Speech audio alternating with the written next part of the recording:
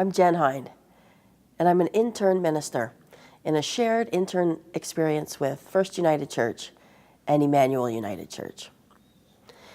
The first words that Jesus speaks in the Gospel of John are, "What are you looking for?" Actually, in the Greek context, it would sound more like, "What are you seeking?" or "What do you hope to find?"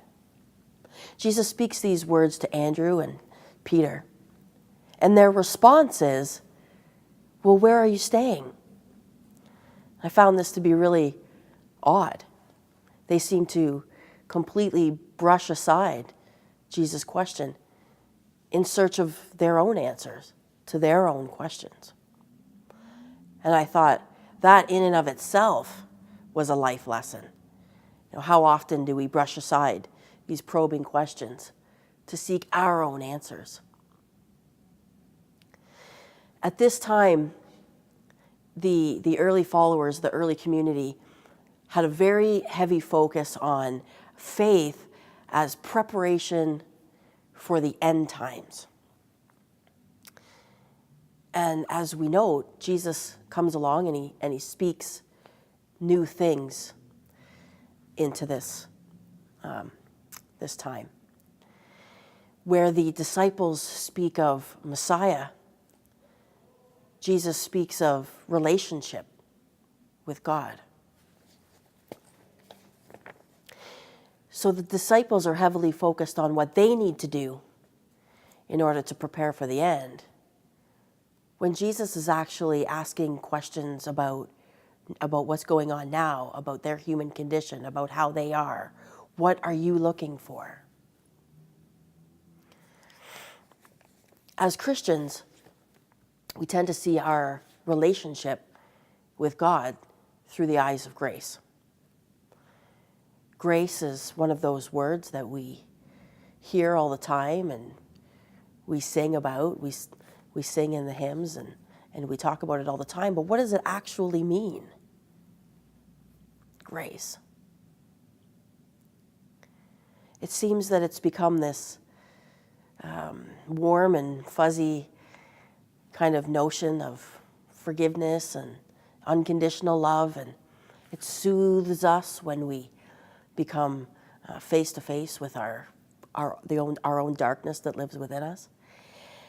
And it is these things. But grace, when grace is realized in its truest sense, when the full impact of grace is received, it's not soothing. It's not warm and fuzzy. It's core shaking. It's foundation shattering. It's fundamentally disruptive. Grace reveals us wholly naked before God and before ourselves. One of the most beautiful paradoxes of all time. Grace is free, but it will cost you. Grace costs us our illusions, our defenses. It costs us our incessant need for control. So when I think about this question, what are you looking for?